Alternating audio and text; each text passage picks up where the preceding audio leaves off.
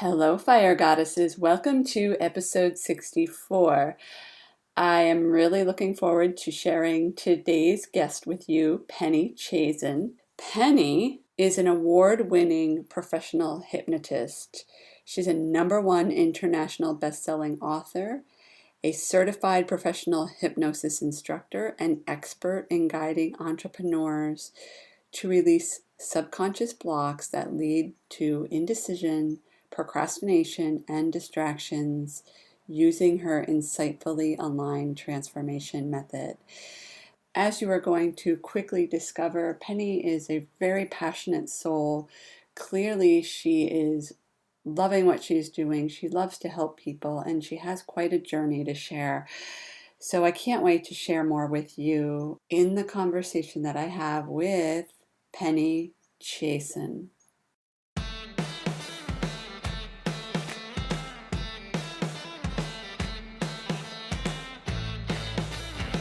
Hello, fire goddesses. Welcome to the Reclaim Your Fire podcast.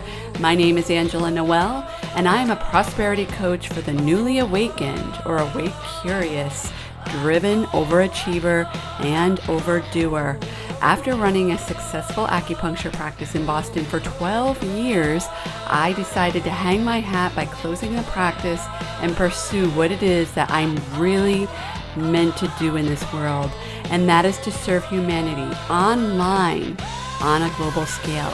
Using my background in Chinese medicine, along with the brain science of habits, spirituality, and divine masculine and feminine energy balance, I am here to help you not just understand, but know how powerful you are and that you are the person who is responsible for having the finances, inner peace, radiant health, and energy, aka the fire, in your life that you've always desired. My intention with this podcast is to serve humanity, no matter what gender you identify as, to help bring out the divine feminine goddess in each and every one of you. As you probably are already aware, the world is changing and is begging for the goddess to come out in each and every one of you. So, fire goddesses, stay tuned.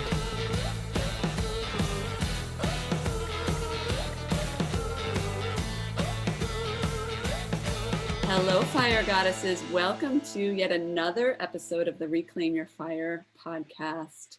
My name is Angela Noel, and I'm going to be your host. And I have another guest today, Penny Chiasson. Hi, Penny. Hey, how are you? I'm doing really well. Thank you. Thank you. It's really good to have you here and actually talk to you face to face. I know we've seen each other from a distance for a while. So thank you so much for being a guest today. Well, I want to thank you for having me here. It's a pleasure to share with people. Yay, yay. So Penny, how about you tell the audience, the fire women listening, who you are and how you help people? So I'm a retired nurse anesthetist and board certified hypnotist. I've been working with people on subconscious transformation for, gosh, almost 8 years now, but I've been in full-time practice for the last 2 years.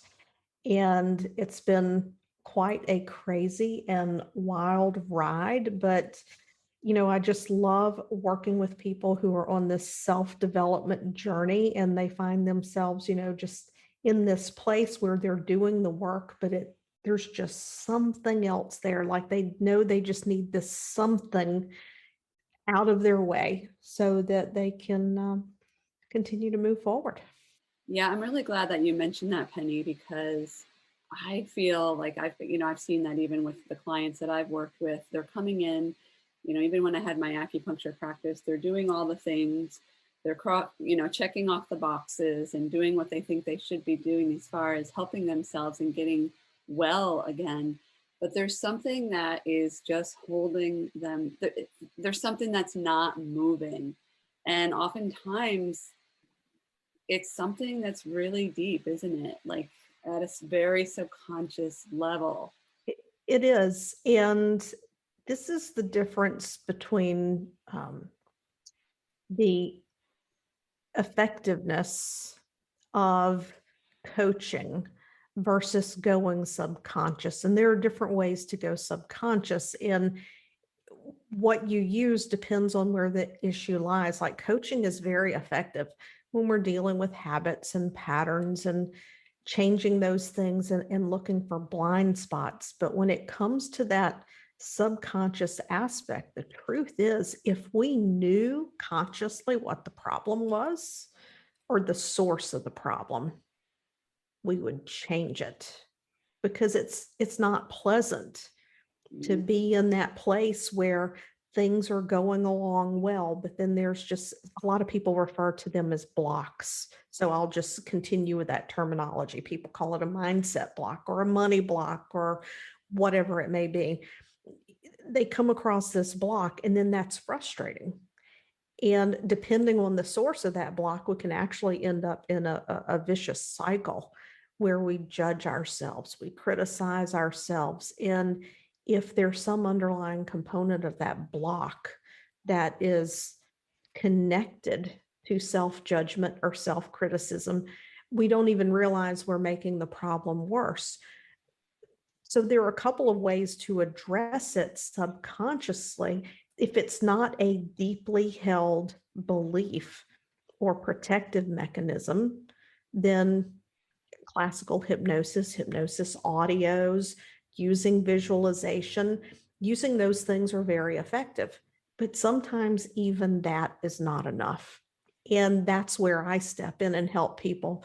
We go for the root cause and we unplant the seed of misperception about one's self-value, one's lovability, one's sense of safety and security. And we rewrite those misperceptions with the truth. That's fascinating. And I feel like the goddesses listening, the fire women listening, there's going to probably be some questions, because chances are, I feel like, I mean, I had a session with you, what was it, 3 or 4 weeks ago, and I can really speak to, I am a total believer in hypnosis. I've been also doing self-hypnosis now pretty consistently for the last 2 years, but sometimes I notice within myself that I just need a little bit more from a professional, somebody that actually can help guide me to those deeply rooted subconscious beliefs. And, and I feel like, so I'm bringing this up because I feel like hypnosis is this form of therapy that people might still feel is like, I don't know, is it going to work for me? Is it a little too out there? And I love how you really are addressing the brain when you speak to this. So I'm just curious for people who are listening and they're like, I just don't get it, or, it sounds like a bunch of, I don't know, woo-woo stuff. How would you speak to that? And how do you speak to that crowd? Yeah, so I love this question. And one of the things I want to circle back to quickly is you mentioned hypnosis as a form of therapy. And hypnosis is simply a tool or a technique that might be used by therapists, but it is also used by professional hypnotists to help people to achieve positive growth and change. So I just want to add that little bit of clarity, because there can be some gray area for people. And I think it's important to know that while some people may seek out hypnosis when they have a therapist, if you have issues that require therapy, it's not a replacement for therapy. But I do work in tandem with people in that space when it's appropriate. But in terms of, is hypnosis woo-woo, I'm telling you, I still have people ask me these questions, and they're so very important. First of all, hypnosis isn't sleep. It's not mind control. And a hypnotist does not put you under or put you into hypnosis. Instead, you allow a hypnotist to facilitate or guide you into a brainwave state, and that allows you to more readily accept suggestions. Now, This brainwave state is something that we pass through every single day. We pass through it when we fall asleep at night. It may only be very brief. And we also pass through it when we wake up in the morning. If you've ever woken up in the morning and you are just in this place where you feel completely sublime, your mind is not racing. You're just simply laying there and you're aware of your surroundings. You know where you are. You're not asleep, but you haven't reached that state where you're ready to get up out of bed yet. You are in a suggestible state. So what you hear in that moment, what you say to yourself in that moment is extremely important because it is going deeply into you more than any other self-talk that you do. Another time when we hit the space, and I think we've probably all been here, you're driving down the road and you are on this trip, you're headed somewhere, and all of a sudden you notice, oh my gosh, I don't remember that intersection. Well, you slipped into this state where you were in a state of focused attention. So consider that if you were worrying when you were driving, or you had something coming up and you're just kind of bantering in your mind back and forth, maybe, you're going to meet with someone who doesn't always agree with your ideas, or maybe you spilled your coffee on your shirt before you got in the car, and now you're going to be late. What you were saying to yourself, what is running in your mind as you go into that focus state, you were programming your mind to that effect. So this is where self-talk is so very important in addition to hypnosis. Hypnosis is great. It's wonderful. I love it, but it is not a standalone when you're talking self-development, transformation, motivation, confidence, self-love, trust, those types of things. It's not like going to see someone to say, I want to stop smoking, and you want to stop smoking. This is a much more involved process. You really have to think about how you're showing up for yourself in your conscious moments every day. Wow, Penny, I love what you just said. I was just like taking it all in. And I feel like you said a bunch of really powerful things, and I just want to highlight them so people who are listening, first of all, please listen to this more than once, because I really believe Penny just offered you some gold, especially if you're somebody who struggles with anything that stems from negative self-talk. So anxiety, depression, again, seek your professionals as well. But there's so many tools in our toolbox that we come to this planet with that we can use to help elevate us and get us out of those states. So one thing that I don't even know that I realized is when you said when you wake up in the morning and when you go to bed at night, you were also in that hypnotic state. And I think a lot of people will be able to resonate that as kind of a powerful knowing, if you don't already know that about hypnosis, is that is an opportunity really to either do your affirmations, or really, even if it's like you read something before you go to bed that's positive and powerful, and then you can kind of like consider that, chew on that a little bit as you're drifting off to sleep, or put in a self-hypnosis. I love what you said about that, and also how you equated to going through the light, right? And what were you thinking? There's always an opportunity to consider, what am I thinking? And there's so much power in our thoughts and in our and how we treat ourselves through our thoughts. So thank you so much for explaining that in such a enlightening and powerful way, Penny. Yeah. So I geek out on this all day long. oh my gosh, me too. I feel like this could be like, a 12-part series.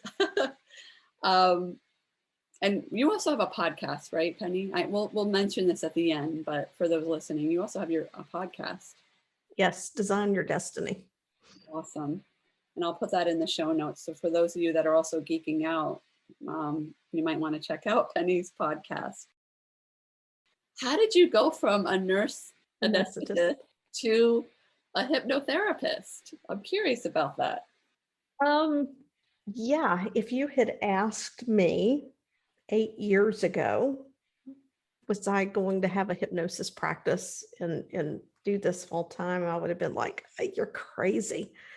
To make it very short, in 2007, 2008, I created a pain management continuing education course for nurses because I recognize that as an anesthetist, I learned things about pain management I didn't learn in nursing school that would allow nurses to help patients in a much more safe manner.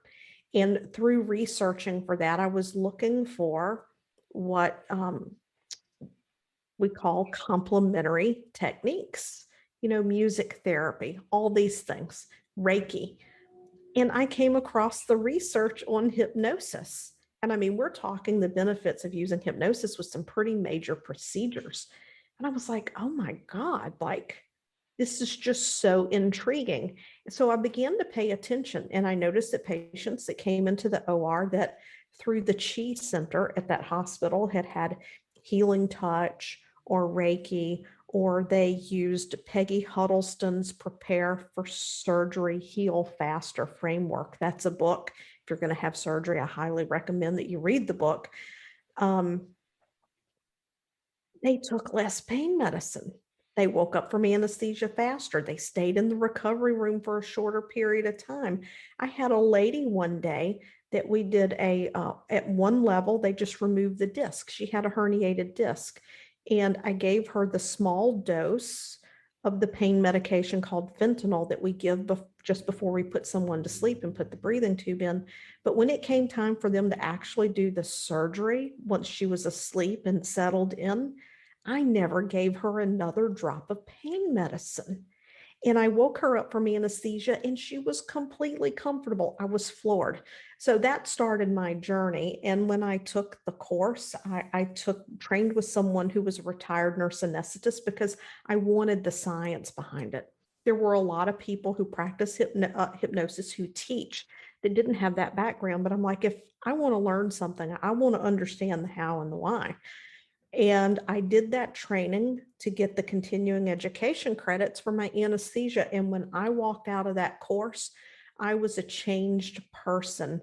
And it was because of one very pivotal moment. There was a day when he demonstrated what we call glove analgesia. And that's where you use hypnosis to numb a body part. And he called me up for that demonstration. And I had seen the video on his website. I knew what he was going to do, but I just pushed that out of my mind and followed his instructions. He guided me into a deep state and he clamped a surgical clamp shut on the back of my hand so tightly that the mark lasted almost 3 hours and I never felt a thing. And then I just knew. You knew. Yeah, that this is legit. This is yeah. If that had not happened, I cannot say I would be on this path today. Yeah.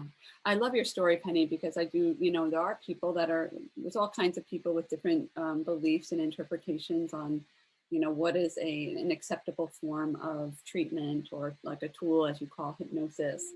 And I often encounter that with acupuncture and Chinese medicine too, even though the therapy's been around for like 4,000 years, people are still skeptical. So I think a lot of the goddesses listening will appreciate your background in medicine and how you became a believer.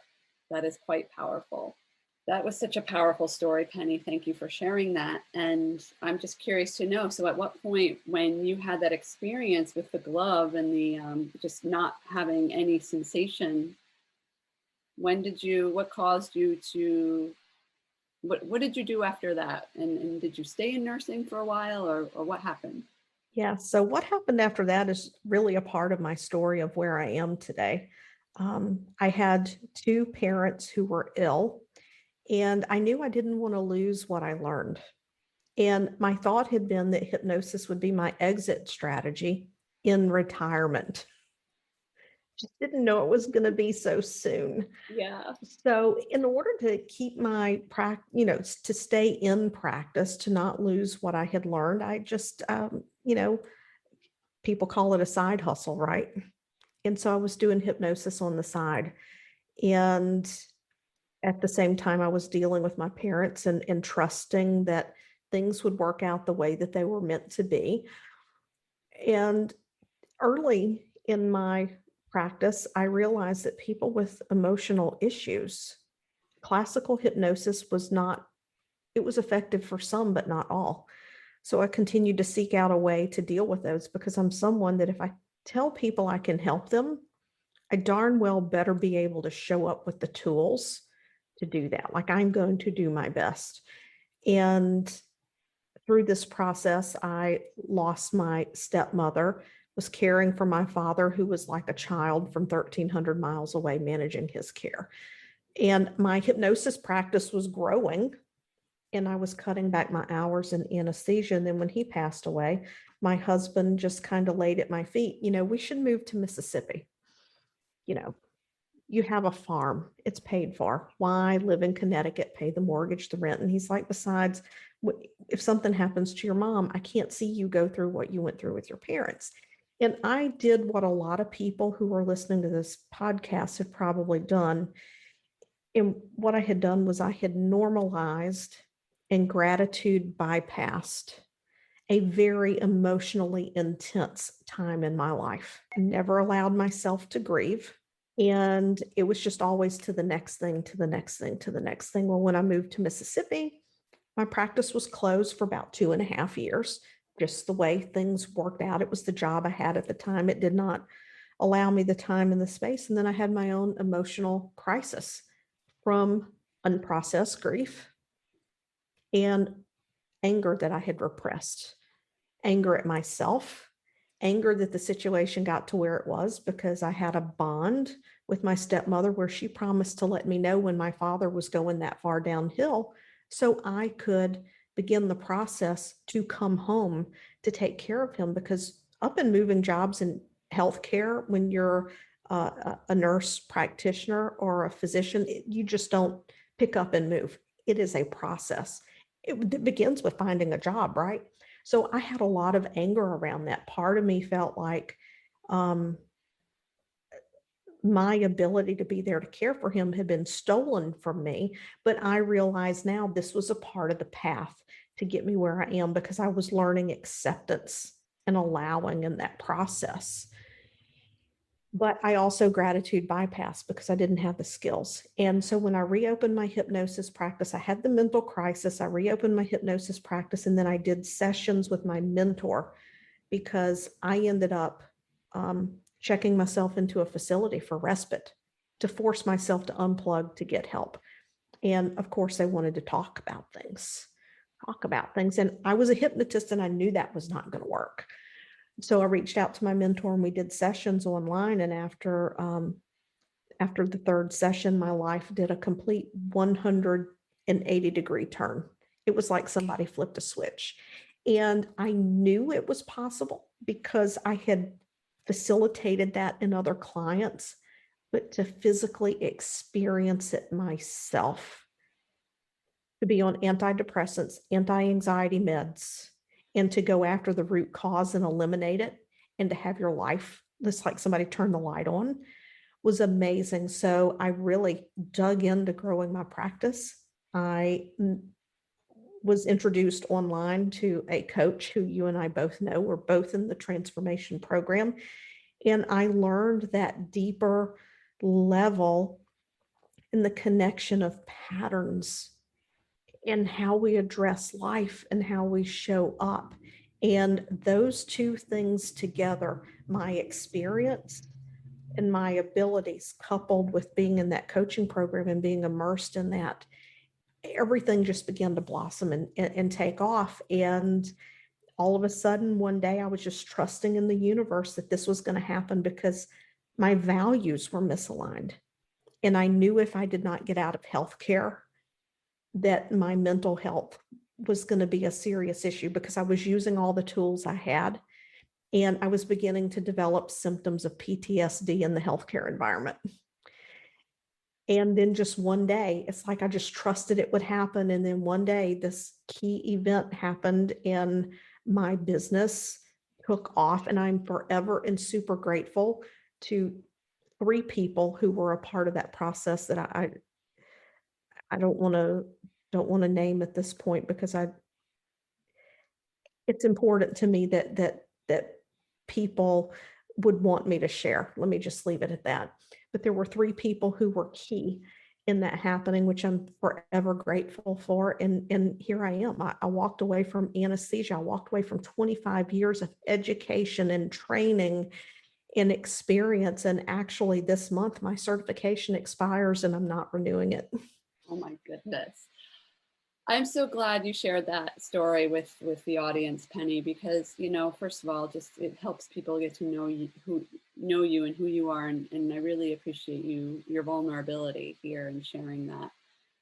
But also the message that there's so many people who remain in situations, whether it be a job, a relationship, a marriage, a friendship. I could go on and on, can I, about how we tend to want to stay comfortable at our own expense of our health and well-being.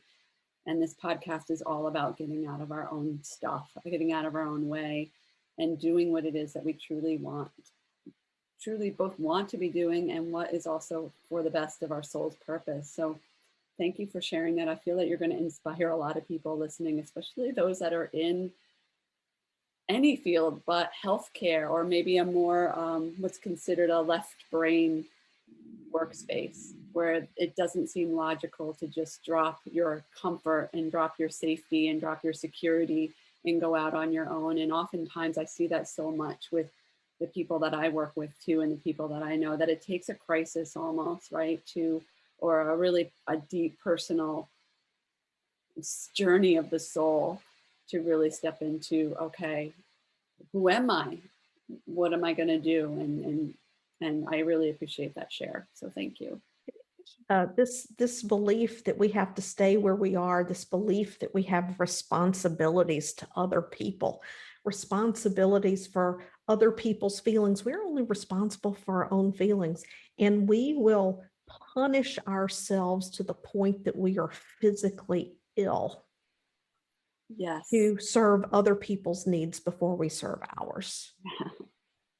It is so true. It is so true. And, I'm willing to go out on a limb and say, because I feel like my audience can handle this, that physical ailments and health crises, health issues often come down to our lack of connection with our higher self and pleasing others, doing other things for others that may not feel good to us. And really, this is an invitation, if you're listening and just moved by this story, to really go within and ask yourself what it is that you truly want. Who are you? And, who are you pleasing?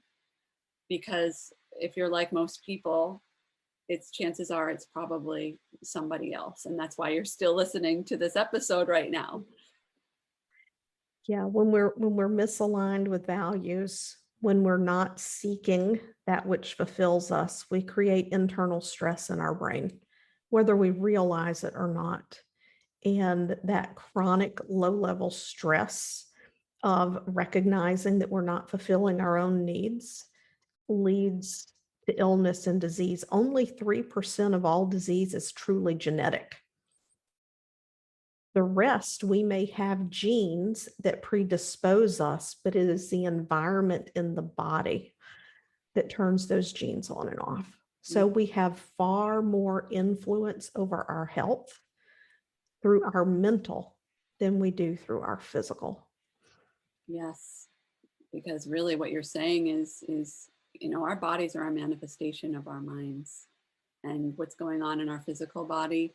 I just remember in my practice, I had a practice in Boston, and I had the most type A driven, overachieving patients. And let me just tell you, the amount of shoulder pain in the trapezius, tightness in the upper back. I mean, that was like almost every single patient. That and not being able to sleep. And that is oftentimes when they were able to address the stress or what was really the underlying cause for their physical ailment, that's when things really started to shift for them. Otherwise, they were repeatedly coming back. Help my shoulder, loosen my shoulder, and then 2 hours Yeah. later it would come back. Yeah. I don't know if you've ever read Dr. John Sarno, The Mind Body RX, No. but he talks about pain being repressed emotion and specifically rage. Oh. It's a very good book. I learned about it when I did my original hypnosis training, and it's changed my view of pain. He has left the planet, but he was an internal medicine physician, and he wrote the book from his perspective of seeing thousands of patients. Mm. Yeah, that's powerful. So I would really thank you for that book recommendation too. I would love to just quickly mention, because you mentioned responsibility, and I want to just circle back to that, because a lot of people believe that they're responsible, especially, in this audience, it's a lot of driven, overachieving women. I'm responsible. I get my kid to work, to school on time, and I go to work on time, and I do all the things. But really, when we're talking about responsibility, specifically in this podcast, we're talking about self-responsibility. And if you're somebody that's, feeling some of the things that we mentioned today, you're feeling grief, you're feeling anger, you're feeling all the emotions, that is an opportunity to look at your life and consider, where in my life am I not being responsible for myself,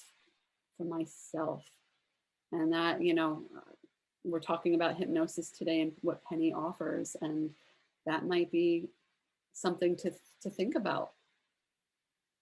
Yeah, it's difficult to show up and be there and serve others when you're not taking care of yourself first. Yeah, if you're not filling your cup first. Yeah, absolutely. So Penny, you have we mentioned your podcast, and I know that you have a few things brewing right now. So would you like to share what those are? Sure.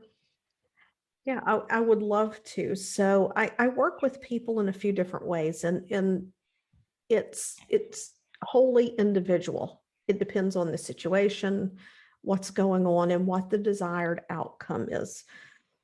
I still do just pure hypnosis, but I've also rolled out a 12-week insightfully aligned one-on-one hypnosis and coaching program. And this is for someone that really wants to dig in, because the fact is, as we peel layers, we uncover more things that need to be healed. And so to me, it's important to be able to give people the option to just really clean house. And that's what that does. So if you want to do a subconscious blueprint call, see what is a good fit for you, and whether or not you connect with me. And I mean, the call is free. You can just go to the website, pennychiasson.com, go to work with me, and fill out an application for that call. The other thing that I do is once a month, I host a free roundtable on Zoom. So that's pennychiasson.com/roundtable. You can come hang out and just listen, or you can ask a question. It's 30 minutes, one Monday a month. And that frequency might be increasing some because people tend to enjoy it. And if the talk around health, self-talk, and the influence of stress on your physical health, if that resonated, you can get my book on Kindle. I think it's $4.99, Breaking the Fibro Code. And it's targeted towards people with fibromyalgia. But if you have any type of chronic stress and you worry about its impact on your health and wellness, it's a great place to get started. All right, so those are a lot of different options there. And I think, Penny, that this conversation is going to help many people. So thank you so much today for your time and for your energy and offering your expertise. I think that the goddesses listening are really going to resonate with a lot of what you had to say. Yeah, I want to thank you for inviting me. I really appreciate the opportunity to share. Even if no one reaches out to me, just, go to one of the roundtables, listen to the podcast, pick what resonates with you, and let it make a difference. Wonderful. And I will put everything in the show notes that Penny mentioned today, all the ways to contact her and find her online. Penny, thank you so much. Great to be here. Take care. And until next time, Fire Goddesses, be well.